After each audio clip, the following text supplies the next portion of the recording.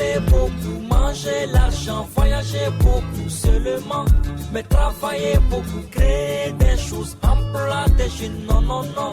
Les dirigeants africains, les dirigeants sont comme ça. Les grandes gueules. Le show qui parle de vous tous les matins sur Radio Espace et sur Espace TV. Vous nous écoutez également sur Suite FM Guinée 99.1 ici à Conakry tous les soirs. Merci de votre fidélité, mesdames et messieurs. Ceci dit, plusieurs mois s'offrent à vous évidemment pour interagir sur nos sujets. Vous partez sur Twitter, le hashtag Espace GG, ce qu'on vous recommande d'ailleurs fortement. Sinon, le numéro, ça n'a pas changé, le 00224 657 39 13 13. Dans la deuxième partie de l'émission, nous allons faire lecture de quelques propos évidemment que vous avez bien voulu laisser là. Merci de votre fidélité, mesdames et messieurs. Merci à vous qui nous rejoignez du côté de Mamou sur 99.7. Vous nous écoutez à l'AB 99.7 également en modulation de fréquence. Yomou écoute Radio Espace Forêt à travers 99.7. Si vous êtes à Bokeh dans le Kakan des Profonds, 99.7 également en modulation de fréquence. Merci à ceux qui nous rejoignent à Farana sur Bambou FM. Merci à toutes ces radios évidemment à l'international. Mesdames et messieurs, merci de votre fidélité. Merci à Sola Média qui relaie cette émission évidemment à l'international via les réseaux sociaux sur entre autres en Twitter mais aussi sur Facebook. On parlera politique ce matin dans cette émission. On parlera entre autres aussi, si vous le voulez bien, de CRIEF, de nouveaux dossiers transférés. Mais d'abord, vous le savez très bien, l'actualité, ça se passe également tout près de chez nous. Comme si vous étiez, ça s'est passé donc hier. Et puis, on va... J'étais en plein conseil des ministres. Avec tous les membres du gouvernement, compris le Premier ministre, nous sommes attaqués avec des armements très lourds, 5 heures de temps. Et à ce moment, tout est sous contrôle des forces loyalistes. Et une chose que je peux vous assurer, il n'y a aucun camp qui est relié à cette tentative de coup d'État. C'est une chose isolée, mais c'est lié aussi les gens qu'on a combattus. Quand j'étais élu président de la République, j'avais un inquiet des choses. La corruption et le narcotrafic. Et ça, c'est lié aussi à ça. Ça, c'est une tentative. Pas seulement de coup d'État, mais pour tuer le président de la République et tous les cabinets. C'est une chose très coordonnée et concertée. Et là, donc, j'étais avec la ministre de la Justice, le moyen de camp, et mes deux gardes-corps, et les autres étaient en plein combat. Et je félicite tout le monde et nos forces de défense et sécurité. Voilà. Ça s'est passé hier, évidemment. Voilà. Jacques Lewalino, bonjour. Bonjour Lamine, bonjour à tous. Voilà, bonjour mon cher Tambaza Karim Milimono. Bonjour Lamine, bonjour à tous. Roby, bonjour. Bonjour. Bonjour à vous, mon cher Antoine. Bonjour Lamine, bonjour à tous. Voilà, toute forme de contagion, on a envie de dire, Jacques Lewalino. Oui, forme de contagion, mais après il y a beaucoup d'interrogations. De non-dit surtout, il l'a dit, Balo. On va continuer à se poser la question. En tout cas, la Guinée-Bissau, moi je le disais hier, je dis ce ne serait pas une surprise parce que aucun chef d'État depuis l'indépendance n'est allé au bout de son mandat dans ce pays. Oui. J'attends que tu applaudisses ce coup d'État encore. Oui, il va finir. J'attends que tu applaudisses. J'espère que ce matin ça va te réjouir. Monsieur, moi cette tentative de coup d'État, j'attends que tu l'applaudisses. Antoine, allez-y. Laisse-moi parler. Donc, je disais donc que ça n'allait pas être une surprise parce que quand Ambalo est arrivé, d'abord il est arrivé difficilement, il y a eu beaucoup de tractations, une élection qui se termine, l'institution électorale le déclare vainqueur, mais la Cour suprême tente, n'est-ce pas, de manipuler des choses. En tout cas, c'est comme ça c'était perçu.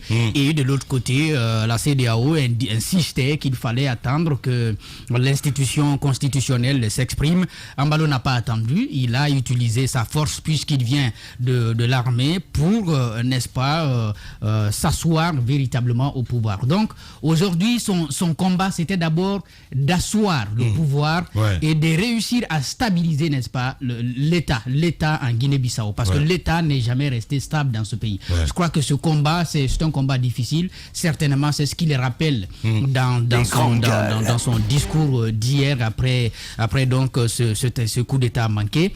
Et puis, il évoque la question de la drogue. C'est aussi une vérité parce que la Guinée-Bissau... C'est la plaque tournante quand même, il faut le rappeler. C'est la plaque tournante du narcotrafic. Je l'ai écouté il n'y a pas longtemps où il disait il n'y a plus de narcotrafiquants en Guinée-Bissau parce que vous savez là-bas, ce n'était pas seulement des dealers externes. C'est au cœur de la machine de l'État même que le narcotrafic s'était invité, ce qui était très compliqué puisque des généraux de l'armée, des hauts officiers donc de l'armée de tous les corps étaient, n'est-ce pas, impliqués dans la vente, n'est-ce pas, de la drogue dans ce pays. Ça, ce sont des raisons qu'il avance et qui peut-être vont être les raisons officielles parce que ceux qui ont tenté, n'est-ce pas, de le destituer ne pourront pas parler, en tout cas pour l'instant, puisqu'ils vont devoir s'expliquer devant la justice. Beaucoup de zones d'ombre. Je vais juste toucher un peu au contexte. Il y a quand même un contexte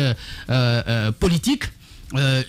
Pas pour expliquer ce qui s'est passé, mais c'est arrivé dans un contexte politique marqué quand même par des tensions à l'intérieur même de la majorité présidentielle. Le mouvement pour l'alternance démocratique en Guinée-Bissau, qui est le parti de Embalo, parce qu'il est parti du PAIGC après les accords de Conakry qui avaient fait de lui Premier ministre. Ensuite, cela a été contesté par le PAIGC. Il va donc prendre son destin en main, comme on le dit, pour se lancer finalement dans la course à la présidentielle. Il réussit. Ce que nous apprenons, c'est qu'il aurait coupé les ponts avec ce parti politique et avec le PAIGC, dont est issu le Premier ministre, parce qu'on est dans un régime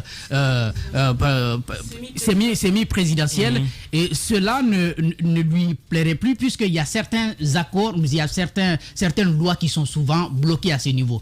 Pour rappeler un événement très récent, ça c'est un accord qu'il aurait signé, n'est-ce pas, avec Macky Sall. Vous savez, ils ont en partage la mer et donc les ressources de la mer. Ils avaient un projet d'exploration du pétrole dans les eaux, et l'accord qui a été signé, la clé de répartition donnait 70% au Sénégal et 30% à la Guinée-Bissau. Et les accords, quand vous les signez, vous les ramenez dans les parlements nationaux pour que les députés puissent se prononcer. Ce texte, lorsqu'il a été envoyé au Parlement, a été rejeté avec 70 députés. Donc 70 députés ont voté contre, 72 au fait. Sur 72 députés, 70 ont rejeté, et les députés de sa mouvance même ont dit nous l'avons fait pour protéger, n'est-ce pas, les ressources de la Guinée-Bissau. Donc pour protéger un peu la Guinée-Bissau. Il y a donc ces dissensions qui existent. Ajoutez à cela le fait que l'armée y soit très politisée. Je crois que là-bas, l'armée n'a pas de limite. Très vite, l'armée s'invite dans le débat politique. On pourrait trouver, n'est-ce pas, des explications dans ces éléments. Encore une fois, on attendra les jours à venir si un débat pourra nous permettre de comprendre ce qui s'est passé hier. Justement, des excuses, hein, mon cher Obi, parce qu'il dit narcotrafiquants surtout. Hein. Mais bien sûr, enfin, de toutes les façons, ça a toujours été l'argument des présidents bissau-guinéens quand ils ont pris le pouvoir en Guinée-Bissau. Le discours politique ou les campagnes politiques ont toujours été foisonnées de ce discours de lutte contre le narcotrafic, la corruption. Un petit pays, mais un petit pays très puissant en termes de narcotrafic. Mais ce qu'il faut souligner, c'est que je ne veux pas aller en contre-courant avec Jacques. Moi, je veux juste me poser un certain nombre de questions, parce que j'ai l'impression, c'est mon impression, traitez-moi de diable comme vous voulez, je me sens bien dans cette peau. Est-ce que c'est pas un scénario à la Erdogan? Parce que, oui, permettez-moi d'aller jusqu'au bout encore une fois. Moi, je m'interroge. Je m'interroge parce que un coup d'État dans un petit pays où le palais n'occupe pas un grand espace comme la Guinée-Bissau, on me parle de 5 heures de combat. 5 heures de combat entre loyalistes et putschistes. Pendant 5 heures de combat, on m'a pas présenté de mort, on m'a pas présenté de carnage. Pourtant, il sait bien que on sait bien comment ça se passe en Afrique. Lorsqu'il y a un coup d'État, donc un faux coup d'État en fait. C'est possible, hein, c'est possible. Embalo, Embalo, c'est un gros joueur, hein. C'est un gros joueur. Regardez la manière dont il est venu au pouvoir. C'est vrai qu'il a remporté les élections. Il a eu affaire à des adversaires. Il a utilisé la manière forte, parfois même les menaces, pour pouvoir installer son pouvoir. Il a été parfois en contre-courant avec ses pairs, Alassane Ouattara, Bouhari et le nôtre, l'ancien nôtre, Alpha Condé, qui certainement s'était réjoui dès le début, mais ça a vite fini par couler sous le pont. Sous le pont. J'en rigolais avec Tamba hier au téléphone. Ce qu'il faut dire, c'est quoi? C'est que moi, encore une fois, je voudrais dire que je me pose des interrogations. Est-ce que le président Embalo a envie de faire le scénario à la turque pour pouvoir enfin éliminer des adversaires, les adversaires que Jacques Lewa est en train de citer, on verra bien, puisque dans son discours, il n'a cité aucun autre ministre. Il a simplement parlé de la ministre de la Justice qui va s'occuper des dossiers. Est-ce qu'on va s'attendre à une vague d'arrestations ces jours-ci pour nous présenter ces gens comme étant les trophées de putsch? Ça, je voudrais bien me poser les questions. Parce que moi, lorsqu'il y a eu un coup d'État contre Nino, on a bien vu que le gars avait été charcuté. Les images avaient été montrées. On a vu que ses gardes avaient été tués. Les images avaient été montrées. Et il nous dit qu'il y a eu... Il y a quelques images quand même qui circulent un petit peu, mon cher Obi. De quoi? De mort? De mort, oui, sur Facebook, ah bon? il n'y a pas d'image. Il n'y a pas d'image. Alors il faut vous méfier des informations. Sont annoncées. Okay. Il faut vous méfier des images sur Facebook parce qu'on peut aller ramasser des images de morts depuis Nino pour les présenter, nous les faire croire que c'était hier. La guerre, la communication, on sait très bien que ça se fait. Mais Nino, on l'avait bien vu. Les images et les vidéos ont circulé. Les gardes du corps qui avaient été tués, on les a vus.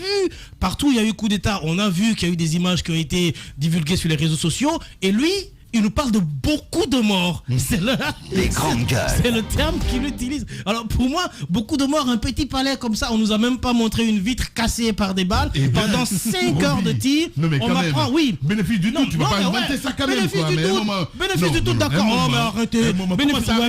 Bénéfice du doute, d'accord. Alors même si on ne présentait pas les morts, moi je connais bien la psychologie du président Embalo qui aime faire grandeur nature, qui aime bien utiliser les images, on le sait. Même quand il prend son petit déjeuner, ça se présente sur Facebook. Moi, je suis très étonné qu'à ce moment-là, qu'il nous a même pas présenté qu'il y a eu des carnages. Il dit qu'il était assis dans son bureau. Permettez-moi. Il dit qu'il était en conseil. Bien habillé. Il était en conseil des ministres. Il était en conseil des ministres. Il y a eu 5 heures de combat. Et hors du palais présidentiel, on m'apprend même que on nous apprend que la marine a bombardé ces gardes du corps lorsqu'ils ont voulu résister. On n'a pas vu de traces de bombardement. Et après, on voit un monsieur qui sort, qui fait une conférence de presse serein. Serein, pour moi. Quand vous êtes sorti de 5 heures de combat, vous avez la tête chaude et les yeux rouges. Hein. Mais lui, il était peinard. Peinard. Tu t'as envie de dire que c'est un président mytho, quoi. Mais au-delà du président mytho, le scénario... Je le dis. Le président... Au-delà du président mythomane... Faut rien affirmer, Oui, mais si même cause... Oui, mais attendez... Peut-être le gars était serein. Oui, mais attendez... Mais laissez-moi être maître de mes idées. De ma constatation. Mais ce que je veux dire, encore une fois, je dis, il va pas inventer tout ça, c'est pas possible. C'est possible. Encore une fois, tout est possible avec lui. Tout est possible avec lui. Jacques Lewa Leno a situé les contextes politique, etc. bien fait, oui, c'est bien dessiné, c'est bien écrit, c'est un bon roman. Mais moi, encore une fois, je veux dire que j'aimerais qu'on me présente des preuves qu'il y a eu attaque au palais, qu'il y a eu des vitres cassées. On parle de bombardement, on parle de tir. On nous parle quand même de 5 heures de combat. Pendant 5 heures de combat. La maison tombe. Quand j'ai parlé du contexte, c'est pour juste nous amener à comprendre qu'il y a des problèmes. C'est pas possible. C'est possible. Erdogan l'a fait. Il y a quand même des problèmes au sein de la classe politique. Et au sein de la majorité présidentielle à Guinée-Bissau. Ça, c'est une vérité. Maintenant, est-ce que c'est ce qui explique ce qui s'est passé?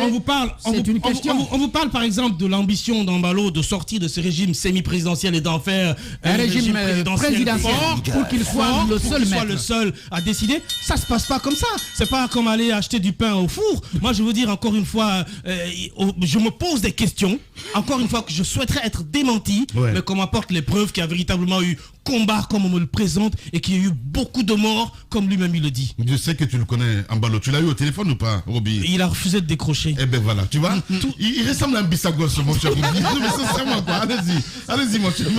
Il n'y a pas que lui d'ailleurs dans ce studio ce matin, Antoine. Allez-y, mon cher Antoine. Voilà. Tu crois ou pas du tout? Si je crois ou pas, je vais le dire tout à l'heure. Oui. Mais ce qu'il faut dire déjà, c'est que... Il n'a pas besoin de croire. C'est une tentative de coup d'État qu'il faut déjà condamner. Comme je le fais tous les jours, parce que je l'ai dit, les coups d'État, je ne suis pas pour.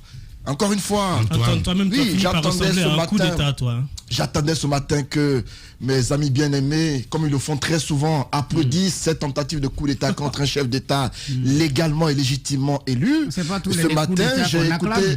écouté l'un d'entre eux qui a semblé faire semblant comme si ça ne savait pas de quoi il s'agissait. Il y a eu une tentative de coup d'État.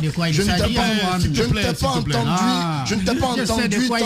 t'ai pas entendu t'en réjouir. Si c'est pour le Mali, Antoine, tu te perds là. Je ne change pas d'avis sur le Mali. Ce n'était pas qu'au Mali, vous êtes réjoui pour le cas du Burkina aussi. Je ne change pas d'avis sur tout ça. Ce que j'ai dit une chose, j'ai dit, je crains que ce ne soit un effet de contagion. Ouais. Je crains que des militaires dans d'autres pays se servent de l'exemple burkinabé ou malien pour en faire autant. Les militaires, c'est le camp, c'est la défense du territoire. La politique, on la laisse aux politiciens et aux civils. Sauf que depuis quelque temps, en Afrique, surtout en Afrique de l'Ouest, les militaires sont tentés par le pouvoir. Et j'ai peur, parce qu'on va prendre quand même au Niger, il y a eu des tentatives où le président ne dormirait plus au palais présidentiel. Alors, moi je crains que dans beaucoup de pays de chez nous aujourd'hui, que cette affaire de coup d'État soit un effet de contagion. J'ai peur que les civils ne craignent désormais d'aller aux élections présidentielles. Ce qui s'est passé hier... Ils n'ont pas le choix. Ce qui s'est passé hier en Guinée-Bissau, on l'a tous suivi.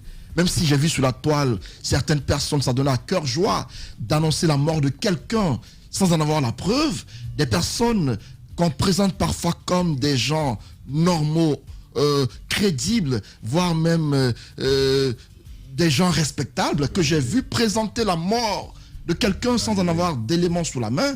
Des informations erronées ont été présentées hier sur la toile, ce qui a fait que certains ont cru en ce coup d'État qui n'était pas un. Hier, on a entendu dire qu'il y a eu des tirs nourris. Oui. Il l'a dit. Oui. Il l'a dit. Je vais en venir. Des tirs nourris, hein. Très nourris. Des tirs. Ça, c'est bien dit. Des tirs à l'arme lourde en plus. Ok. Ça a été annoncé. Ça, j'aime bien. Alors, on a entendu dire qu'Ambalo a été pris en otage. Il était pris en otage par les assaillants qui a été pris en et otage, qu'il y a un ministre qui aurait été tué et tout cela. On a entendu beaucoup de choses hier. Moi, la question que je me pose, je ne nie pas qu'il y a eu tentative de coup d'État. Mais il y a juste des éléments. Si. Oui, attendez. Il y a eu des morts quand même, parce qu'il y a un journaliste quand même qui a témoigné. Non, mais je ne dis pas qu'il n'y a pas eu de morts. Mais oui. Vous avez vu les Guinée, photos, les images? Pas parce qu'on n'a pas vu les photos. On ne va pas mentir quand même. On vous a présenté une image soi-disant que c'était des gardes de Ambalo qui étaient à plat ventre. Il y a eu certainement des morts. L'attaque contre le domicile d'Alpha Condé en 2011, il y a eu des cas de morts. Mais la nature de l'attaque et le fondement de la tentative d'assassinat, ça reste à vérifier jusque-là. Ouais. Parce que jusqu'à présent, on nous a montré la maison criblée de balles. On s'est interrogé sur la nature de l'attaque contre le domicile d'Alpha Condé. Parce que le procès qui a été organisé là, on a tous suivi cette sorte de purge qui a été faite dans l'armée à l'époque. Pour le cas d'Ambalo, il faut qu'on en parle. Au bout de quelques heures, Ambalo a été exfiltré du palais gouvernemental pour l'envoyer au palais présidentiel. C'est long. Selon ce qui a été dit. Oui, selon ce qui a été dit. On n'y était pas. Tout ce que nous disions ce matin, c'est par rapport à des sources sur lesquelles on a reçu l'information. Alors, Ambalo, dans sa communication hier, parce qu'il y a des éléments quand même qui m'interpellent, Lamine Guirassy. Oui. Les grandes gueules. Le président Ambalo, sans aucune enquête, sans aucune vérification, Pas possible. en peu de temps, en peu de temps, fait une conférence de presse Très rapidement pour dire, d'abord, il n'approuve pas la thèse du coup d'État. Il dit que c'est le narcotrafic qui veut le faire tomber. Il dit que c'est la lutte contre la corruption qu'il a engagée qui veut le faire tomber. Et on veut le tuer. Il dit ensuite qu'il n'y a aucun camp militaire qui est impliqué. Les grandes gueules. Et que ce n'est pas un coup d'État. On a voulu le tuer, lui et les membres de son gouvernement. Mais sur la base de quoi il le dit, Lamine? Est-ce qu'Ambalo a eu le temps de vérifier pour voir qui était à l'origine de l'attaque contre sa personne? Est-ce qu'il a pu, en moins de quelques minutes, comprendre si les personnes qu'il agressait le faisaient parce qu'il a engagé une lutte contre la corruption ou que c'était des personnes qui le faisaient parce qu'ils sont mécontents pour la lutte contre le narcotrafic? En clair, tu crois pas en fait? En clair, oui. Je pense que le président est allé vite en besogne. Oui. Attendez, sa communication, il n'y a aucun élément qui lui permette de l'attester. À moins qu'il ne nous dise que son service de renseignement, qui apparemment est très rapide, qui est très efficace, a des moyens hyper sophistiqués. Plus que les États-Unis même. Non, le KGB. États-Unis c'est petit. Ouais. Les grandes gueules. États-Unis c'est la même chose. Sincèrement. À moins que le service. Non, je ne mets pas en doute. Si. Je dis juste que. Je suis désolé. Non. Moi je me Bénéfice de doute quand même. Permettez que je non, mais décrypte attends, la communication du président. Un président a communiqué, il a de mon devoir de le décrypter, de le décortiquer. Pour moi, des éléments dans cette communication me permettent de dire que c'est un mytho. Qu'il y a lieu. Non mais attendez, je ne vais pas utiliser ce mot. Mais désolé, je ne vais pas l'utiliser. Mais je l'ai déjà utilisé. Ça, Antoine l'utilise aussi. Je m'interroge, Lamine. Sur la base de quel élément? C'est important que l'on s'interroge. Sur la base de quel élément on peut aujourd'hui, parce que quand on dit qu'il y a tentative de coup d'État, c'est au regard des affrontements qui se sont passés. Parce que au regard de ce que nous vivons aujourd'hui en Afrique, on se dira forcément que ce n'est pas surprenant. Parce que beaucoup de militaires seraient tentés par cela. Mais est-ce que ce ne serait pas aussi, c'est des interrogations, ce ne serait pas aussi une politique pour prévenir un éventuel coup d'État qui aurait pu advenir. Parce que Ambalo est conscient que dans la sous-région, les militaires sont tentés par le pouvoir. Beaucoup de chefs d'État tombent aujourd'hui. Et que là-bas, c'est une tradition. C'est des interrogations que je me pose. Parce que, non seulement l'arrêt des tirs et le repoussement des assaillants a été trop rapide. Lamine. Mon ami. Non. J'ai pas vu 5 heures de combat. De force. Les grandes gueules. J'ai pas vu de force ennemie qu'on nous a présentée. J'ai pas vu de force ennemie qu'on nous a présentée. C'est ton droit le plus absolu. Faire tomber le président. J'ai bien compris. Une fois encore, je ne mets pas en doute la tentative de coup d'État, mais je m'interroge sur certains éléments. Non, j'ai pas trop. Il faut parler quand même. Écoutez-moi. Mais c'est ce qu'on fait là, Antoine. Ça fait 15 minutes on t'écoute. Il y a certains éléments qui me permettent. Moi, je mets en doute. Antoine, sois courageux. Vous ne comprenez pas. Il y a des éléments qui font que on ne peut pas forcément croire à Ambalo. Il y a des éléments qui font que je le dis. À mon avis, on va encore attendre pour mieux comprendre ce qui s'est passé. Exactement. Parce que ce qu'on a vécu en 2011 en Guinée, c'est le mot. À Kipé, ce qu'on a vécu à Kipé me permet de dire qu'il faut qu'on s'interroge encore. Allez-y, Mafoudia Bangoura, bonjour. Bonjour Lamine. Bienvenue, ma grande beaucoup. Mafa. Voilà, vous avez suivi cette actualité évidemment, hein, il faut le rappeler. On a suivi ça et quand on est dans une série de coups d'État dans la sous-région, rien d'étonnant, après on se dit à qui le tour. Mais quand même, la Guinée-Bissau, la particularité d'être un État qui a quand même été instable depuis les indépendances, parce qu'on dénombre quand même 4 coups d'État réussis et une dizaine de tentatives de coups d'État. Et donc, le coup d'hier s'est ajouté avec des preuves à l'appui. Et évidemment, Jacques rappelait le contexte. La situation, il y avait quand même assez de prétextes, parce que quand on regarde les pays, on voit qu'il suffit de très peu. Il y a un remaniement qui était prévu il y a sous peu. Le Premier ministre n'était pas d'accord. Ambalo a forcé la situation et finalement le monsieur était d'accord. On ne sait pas pourquoi, mais il avait eu déjà gain de cause sur cette situation. Le contexte est assez compliqué et l'exemple qu'il a brandi, je pense que c'est l'argument parfait. Quand on parle de narcotrafiquants aujourd'hui en Guinée-Bissau, on sait que c'est une réalité et les narcotrafiquants ne sont jamais loin derrière les tentatives de coup d'État. Eh bien, évidemment, pour ce cas-ci, on se pose pas mal de questions. Je rejoins Roby et Antoine. C'est assez compliqué parce que on se rappelle des coups d'État.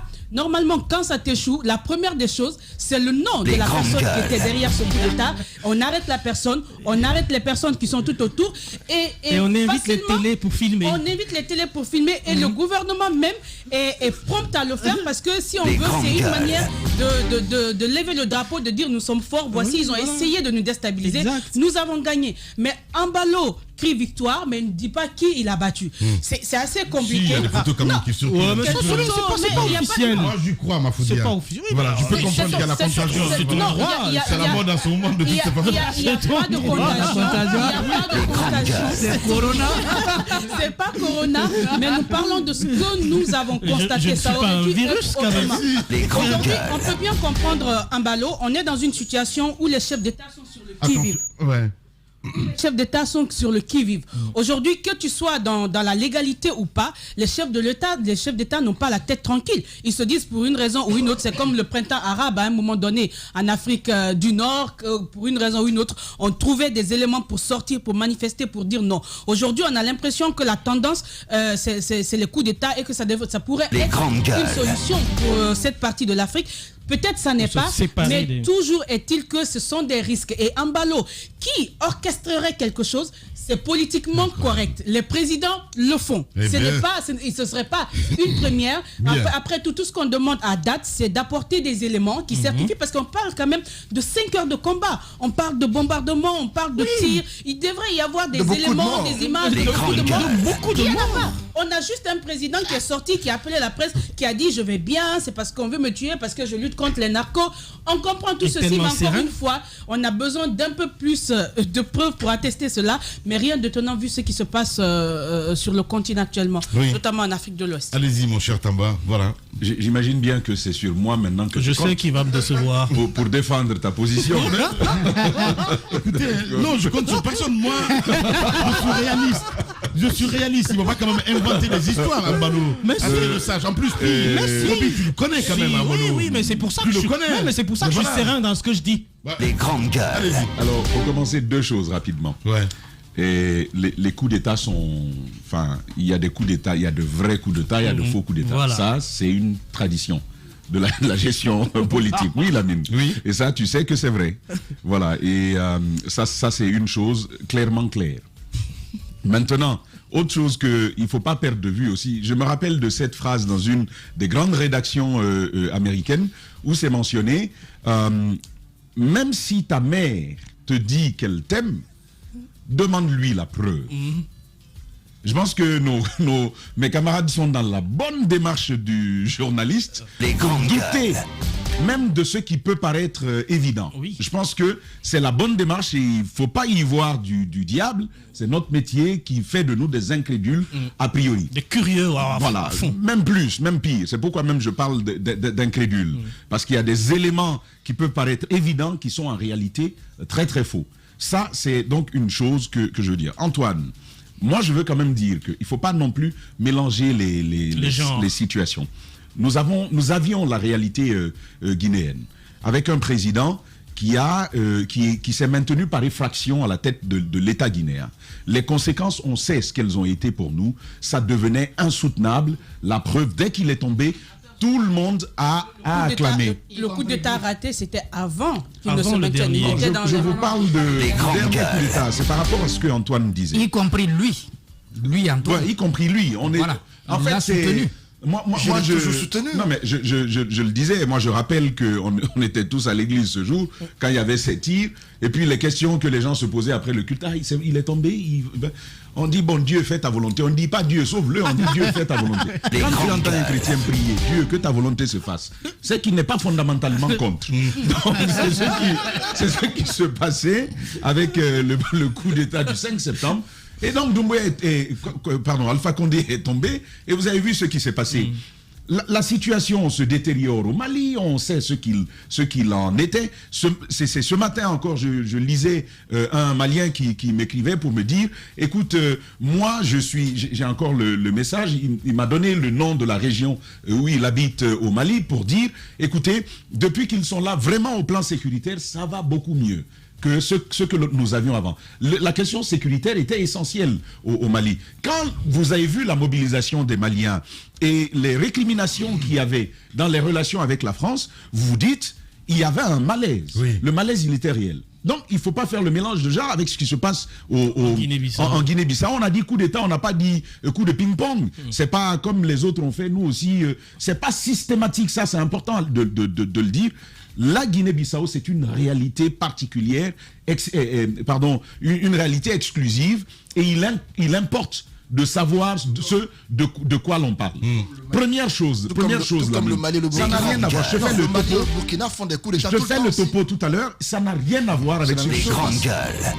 Le nombre de coups d'État qu'on a enregistrés en Guinée-Bissau, ils ont la palme d'or des coups d'État dans la sous-région. Ça n'a rien à voir. Le Burkina et puis eux, Je parle bien entendu de Guinée-Bissau. Ils ont la palme d'or des coups d'État. Et des coups d'État violents. Une dizaine. Souvent, ils sont violents. Et eux, ils tuent. Oui, violents. Oui. Ils tuent le plus souvent. Et donc, c'est important. Le Burkina champion aussi de coup d'État. Quand on parle de coup d'État au Burkina Faso, depuis que toi tu es né, tu connais combien de présidents au Burkina?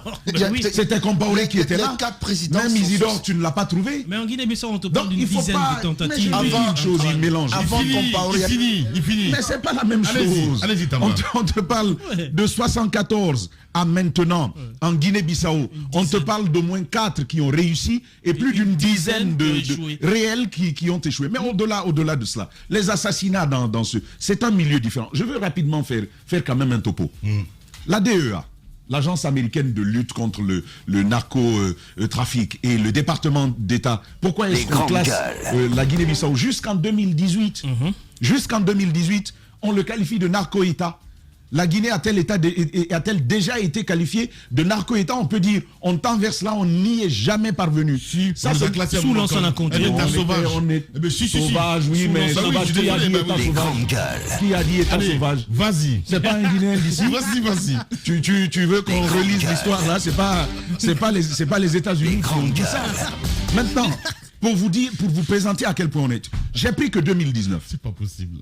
2019, ce n'est pas les petites saisies, 2 kilos, 5 kilos. Non, là-bas, ils sont dans les tonnes. Là-bas, ils sont dans les tonnes. Ce n'est pas les petites affaires. 2019, ce type de saisie, au moins 2 fois. 2019 pour cet état-là. On vient à 2021, pour ne pas aller loin. On saisit un Espagnol qui se faisait passer pour un touriste, et un guide touristique, avec des quantités surprenantes de drogue. Aujourd'hui, il est devant cours et tribunaux. Bon, il a eu la chance qu'on ait pu l'extrader, comme on dit. On l'a ramené à son état.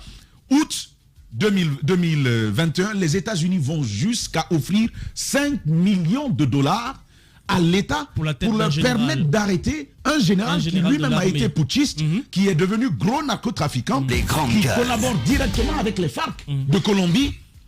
La Guinée-Bissau devient, et jusqu'au moment où on est en train de parler, une porte ouverte pour le trafic vers l'Europe. C'est le cas de la Guinée, c'est le cas du Mali, c'est le cas du Burkina Faso. C'est un État fragile, c'est un État où le trafic de drogue est très renforcé. Mais au-delà de cela, Lamine, la Guinée-Bissau, c'est un de ces États les plus fragiles qui existent. Et la fragilité, j'ai un peu lu le concept de fragilité en parlant des États. Non. Il faut comprendre une chose, on est dans un contexte différent. Si on n'a pas compris ce contexte, finalement on va se dire, coup d'État tel, pourquoi vous condamnez un tel comme tu es en train de le faire. Non. Lamine, je veux dire, quand on parle de fragilité dans un État, le mot peut paraître banal. Ça veut dire qu'au niveau des institutions, au niveau de la culture de l'administration, au niveau du service public, au niveau du secteur privé, de l'armée, c'est soit de l'armée, tout ce que vous savez, c'est pourquoi je parle d'institution, c'est soit que c'est totalement pourri, ou qu'il n'y a aucune ressource pour même tenter de construire quelque chose. C'est ça la fragilité d'un État. On vous dit, la Guinée-Bissau se retrouve dans cet État. Mbalo arrive au pouvoir avec 70% de ses compatriotes qui vivent en dessous du seuil de la pauvreté. Et je vais vous dire, d'après Transparency International, et le rapport date de 2018, ils nous apprennent finalement que la Guinée-Bissau, c'est un des États au monde, c'est pas en Afrique, qui ont un service public, le service public le plus corrompu. On parle de cet État-là. Et c'est dans ce contexte que Mbalo arrive, quel que soit ce que l'on dit, il a fait de la lutte contre le narcotrafic une priorité, ce monsieur. Sur chaque plateau, il vous le dit, et d'ailleurs il disait dernièrement sur le plateau de France 24, le narcotrafic, ça c'est du passé. Désormais, la Guinée-Bissau devient un État propre. Il le disait sur le plateau de France 24. Mieux, il se met à lutter contre la corruption dans l'administration. Les derniers changements envisagés au niveau du gouvernement en dans cela. Quand on a un service corrompu, public corrompu, et qu'on veut l'attaquer, on s'oppose carrément à des intérêts qui ne sont pas toujours favorables. C'est ce qui me fait dire que, a priori, Donc, sans les preuves que vous attendez, bien sûr, qui a fort à parier que ce soit un vrai coup d'État qui est échoué tout simplement. Je pense, encore une fois, que c'est bien possible que ce fut un coup d'État qui a échoué. Et il faut s'en réjouir, en tout cas, moi, dans mon cas, je me réjouis que ce coup d'État-là ait échoué. Parce que comparaison n'est pas raison. Le Mali et le Burkina Faso, pour moi, c'est justement Ambalo ne le reconnaît pas. Mais s'il était mort, Ambalo dit que ce n'était pas un coup d'État. S'il était mort, c'est au paradis là-bas, il allait aller reconnaître. La question que je me pose, Tamba, si tu tires une conclusion en disant que c'est le narcotrafic qui est à la base de ça. C'est pas moi qui tire une conclusion. C'est lui qui le dit. C'est pas moi. C'est ce que je dis. Si Ambalo le dit, c'est sur la base de quoi? Non, mais il a eu quel temps pour l'attester? Antoine, oui ou non, Ambalo lutte contre le narcotrafic. C'est trop rapide. On ne peut pas, après avoir été victime d'une telle attaque, définir automatiquement que c'est à cause de cela sans mener d'enquête. Parce que pour moi, c'est trop rapide pour déterminer l'origine ou les raisons pour lesquelles on veut vous déposer. À sa décharge. Il aurait pu dire, à sa décharge, on peut bien noter. Il aurait pu dire des enquêtes sont en cours pour déterminer l'origine des assaillants, les raisons pour lesquelles on veut m'éliminer ou prendre mon pouvoir.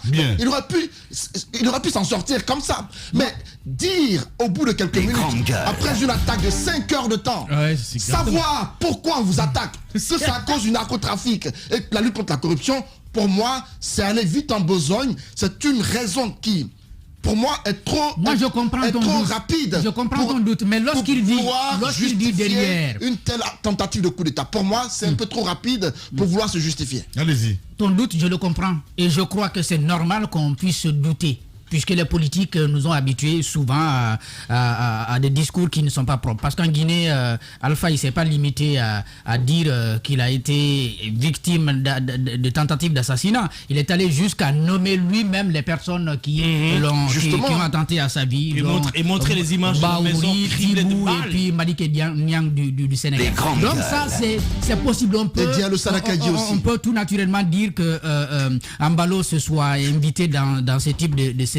Mais lorsqu'il dit derrière que personne ne s'est ajouté aux assaillants, c'est aussi quelque chose qu'il faut bien comprendre. Parce que si c'est vraiment des narcotrafiquants, et donc ça veut dire qu'ils ne relèvent pas de l'armée régulière, ça devient facile à combattre.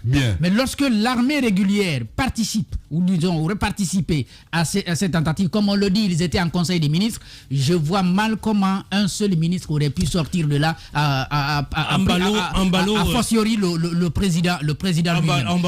Mais je crois aussi qu'au-delà de cette question de narcotrafic, il y a des raisons politiques profondes.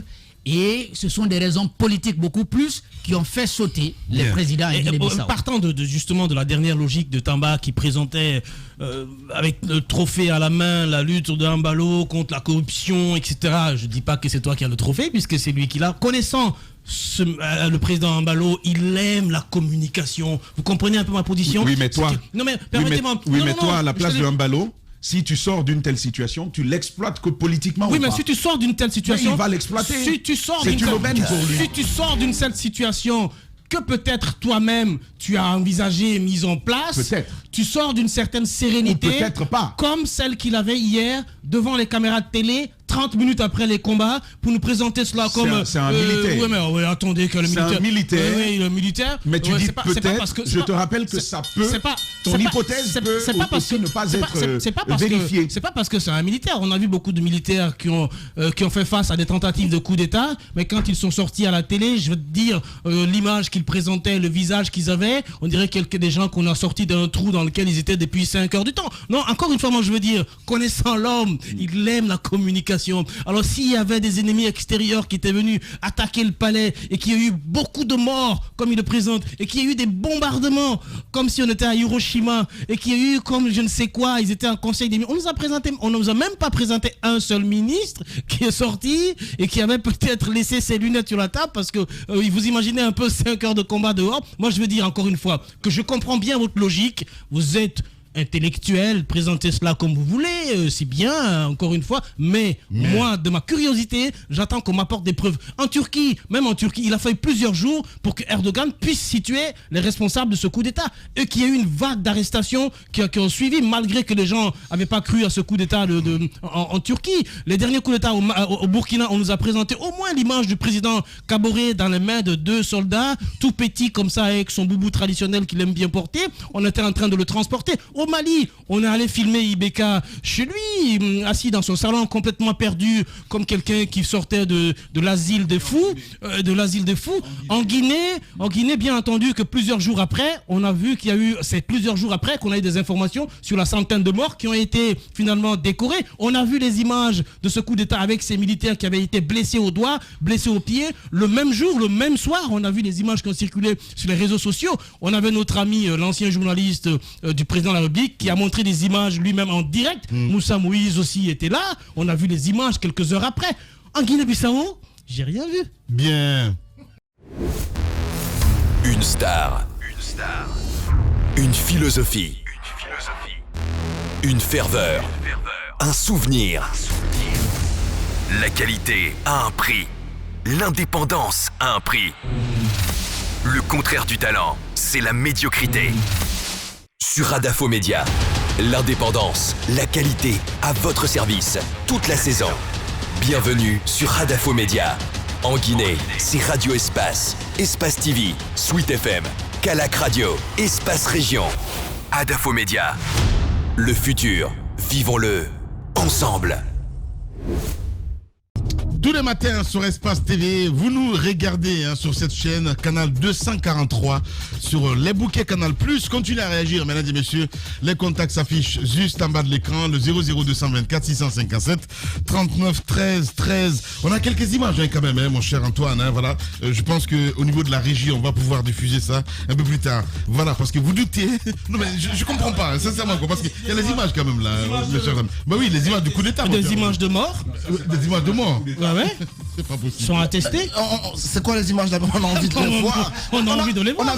On va essayer d'envoyer ça à la régie. On a vu des images hier, Lamine. Oui. Vous savez, il y a eu un coup d'État en Guinée. Ouais. Je me rappelle encore de ce coup d'État où des citoyens curieux, il y a eu des vidéos qui ont tellement circulé, des forces spéciales qu'on voyait en images agresser le palais présidentiel. On voyait des gens qui étaient dans des immeubles qui filmaient sans avoir d'autorisation pour filmer. En Guinée-Bissau, un citoyen aurait même pu filmer de façon isolée. Non, attendez, qu'on aurait pu mettre la place publique. Qui circulent, ça aurait pu se faire. Non, je ne dis pas qu'il y a l'image des véhicules qui circulent dans la rue. Non, mais faut même pas envoyer à la régie. Non, j'ai vu l'image d'une femme avec une arme. Oui. La plupart des photos que nous voyons. Elle tirait pas, mais elle marchait avec. La plupart des images que nous voyons, c'est des images officiel d'Ambalo dans un salon assis avec des vieux généraux. Gardes. Oui. On a comme l'impression, à la fois je le disais par rapport à des images officielles, on a comme l'impression que c'est voulu. On nous présente des images assez normales. C'est ça les images d'un coup d'État sur l'événement.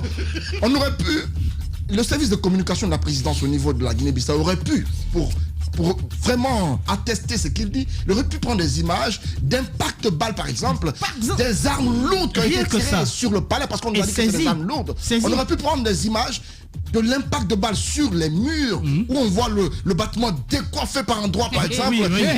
Parce qu'il y a eu bombardement. Où on voit, par exemple, la trace d'obus sur une partie du bâtiment, pour nous prouver qu'il y a eu vraiment attaque. Là, à ce niveau, on aurait dit... Si le palais est blindé. Vous avez vu l'attaque? C'est possible, des palais blindés. Le domicile du président Alpha Condé à Kipé. On a vu les images d'impact de balles. On a vu que le bâtiment a été on ne bombarde pas avec des oranges. Le palais gouvernemental Bissaguet, on le voit, il est normal. Il n'y a aucune trace de balle et tout cela. Encore une fois, je ne dis pas que c'est faux, Lamine, mais il serait important que les autorités de la Guinée-Bissau nous aident à mieux comprendre. Qu'ils disent aux photographes qui y sont, aux caméramans qui y sont. Je sais qu'il y a beaucoup de journalistes, et autres qui sont là-bas, qui peuvent prendre des images. pour prouver à la face du monde qu'il y a eu effectivement une tentative de coup d'État et que les personnes qui ont attaqué ne sont pas de l'armée. Voici par exemple l'image des assaillants qui sont là, qu'on nous présente, l'image des impacts de balles sur le mur, sur les vitres et autres. Là, à ce niveau, on va se calmer un peu pour dire, oui, Ambalo, on peut croire un peu. La première image. Jusqu'à preuve contre la mine. Pause. Oui. L'une des premières images pour corroborer avec Antoine, puisqu'aujourd'hui on boit dans le même verre. Et ce que je veux dire, c'est quoi? Hier, c'est pas la même chose. L'une des premières images qui a circulé du Burkina Faso, c'était la voiture de Kaboré criblée de balles. Ça a été montré jusqu'au moment où ils sont allés enlever la voiture. On a vu que ça a été montré. Donc pour moi, encore une fois, posons-nous les vraies questions. Voilà, le problème dans votre démarche, au départ, je vous entendais, mais ce n'est même plus du doute. Ouais. Vous êtes dans la négation des coups d'État. Oui, mais bien sûr. Mais ça, c'est un problème. Moi, je l'ai été depuis le début. Non, mais ça c'est véritablement un problème. Je pense qu'il faut admettre que c'est possible que ce que vous dites soit vrai, une machination, mais c'est encore très possible qu'effectivement on ait voulu attenter à sa vie parce que là-bas, on ne fait pas de coup d'État pour laisser le président en vie. On fait un coup d'État pour l'éliminer et puis après on continue. Pour éliminer un président, il faut en éliminer beaucoup avant d'arriver à lui. Et pour en éliminer beaucoup avant d'arriver à lui, il faut commettre beaucoup de dégâts. Moi, encore une fois, il faut qu'on me prouve qu'il y a eu des dégâts. Mais c'est simple, je vous dis, encore une fois, je vous dis qu'il n'y a pas un président qui aime présenter les choses comme Ambalo. Il n'y a pas un président qui aime la guerre des images comme Ambalo. Il n'y a pas un président qui se serait pris du plaisir à montrer des gens tués, la fenêtre caillassée, le véhicule tel. Il n'y en a pas, plus que lui. Encore une fois, pour moi, le doute existe jusqu'à preuve de contraire. Je veux dire qu'aujourd'hui, mon rôle, c'est de poser la question à la Guinée-Bissau et au président qui a eu tentative de coup d'État. Merci. D'accord, monsieur le président, Dieu vous a sauvé la vie, alhamdoulilah, mais présentez-nous les preuves qu'il y a eu effectivement coup d'État. Même si peut-être on va nous dire ça va choquer de présenter les morts, mais quand même les impacts de balles, ça choque personne. Hein. Justement, ça là. Si on nous regarde du côté de la présidence de Guinée-Bissau, on attend les images, on revient à 10h. Les journées passent à un rythme fou. On finit par s'oublier, à s'occuper de tout, sauf de nous. Parfois, ça fait du bien de se rappeler qui on est. Moi, j'écoute Radio Espace Guinée. Ça me fait du bien. Radio Espace Guinée.